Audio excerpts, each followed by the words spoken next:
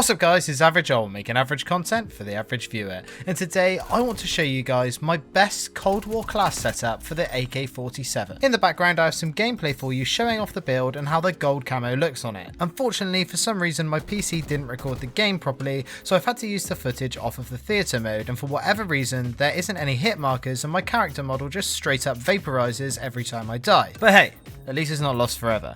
The AK47 is a phenomenal weapon and it really does excel at the medium to longish ranges, although it does sometimes get beaten by the best sniper in the game, the MP5. But seriously, if you haven't already, I highly recommend that you check this bad boy out. If you enjoyed this video, then a like rating is always super appreciated, and if you're brand new here, then it would be awesome if you'd subscribe. But anyway, let's get on with the class setup.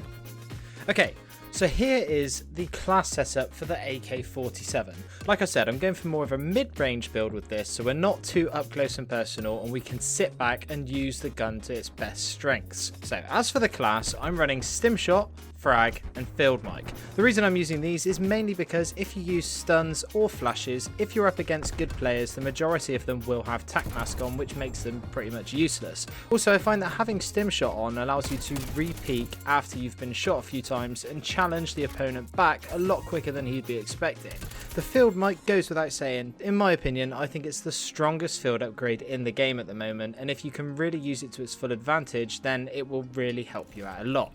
As for the perks, I'm using the wildcard perk greed so I can take 2 from each slot. So I'm using flat jacket and tactical mask to make sure I don't get blown up by any unwanted grenades and I'm not getting flashed and stunned every 5 minutes. I'm using assassin and scavenger because I like to be able to go on streaks and pick up more ammo, and assassin, I really find that it gives you that nice bit of extra score to help with your score streaks. And of course I'm using ninja and ghost. Ninja in this game is so strong, and when you try and play without it after you've been using it for a while, you can really notice how loud your footsteps are. And as for Ghost, well, I'm always going to use Ghost just because there is so much UAV spam in this game. Finally, I am using the Spaz 12 as a secondary. That's not really a requirement. You can use which any secondary you like.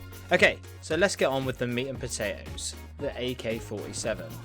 First of all, I'm going to be using the Microflex LED. As far as sights go, I really think that this gives you the best sight picture. All of the sights have a zoom on them, I just find that they've got that little bit too much zoom, and trying to acquire your targets can be quite hard. Next, we're going to go for the suppressor. I did think about using the Grew suppressor, but it's the bullet velocity that's really putting me off. The regular suppressor only has a minus 15% decrease in your bullet velocity, and this isn't actually that bad because we can negate it with some of the other attachments. But if you've watched one of Exclusive Ace's latest videos, you'll know just how important bullet velocity can mean.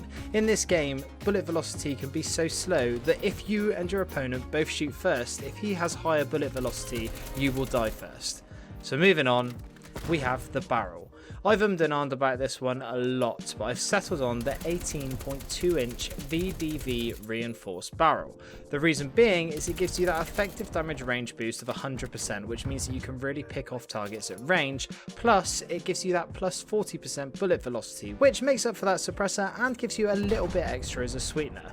The negatives to this are sprinting move speed and aim walking movement speed. Now this is something that I was and ahhing about, like I said. The issue here is really the aim walking movement speed, meaning that you can't strafe side to side that much. But if you are using this build to its strengths and sticking more in the mid map and just picking enemies off of points, then you shouldn't really have too much of an issue with this. Next, we have the underbarrel. This one was a no-brainer for me. Although we are losing more of this aim walking movement speed again, I really think that the sprinting move speed that it gives you and the horizontal recoil control really makes up for this. Next we have the underbarrel, and I'm using the Spetsnaz grip. It does give you minus 26% shooting move speed, which is quite a lot, but as we keep saying, you really shouldn't be moving and shooting with this build. However, it does give you plus 6% vertical recoil control and plus 20% horizontal recoil control. This really helps make this gun a laser, and it means that you will excel in both the mid-range and push it out to some of the longer ranges as well. Finally, we have the magazine, and I've chose the Bakelite 50 round. No idea if I'm saying that right, but this this one. I've chosen this one because the 50 round mag really is a godsend when it comes to taking on multiple enemies. The higher time to kill in this game does mean that it takes a lot of bullets to put enemies down, and when you start pushing those ranges out, it means that you have a little bit more of a saving grace when it comes to taking down these enemies at range. The downsides to this are your reload quickness and your aim down sight time. However, the 50 round really does make up for the reload quickness, and in my experience, the aim down sight time on this build is actually really decent. So there we have it, my best Cold War class setup for the AK47. I hope you guys get some sort of success out of this, and let's all pray to the Call of Duty gods that the MP5 gets toned down so more guns like this can shine. That about wraps it up for this little video today. Those of you who have watched my videos for a while will know that I love to see who sticks around until the end. So if you're still here, I'd like you to let me know by answering this question down in the comments. Other than the MP5, which gun do you think is the best gun in Black Ops Cold War? Anyway, that's it from me today. I'm Average Joel. Peace.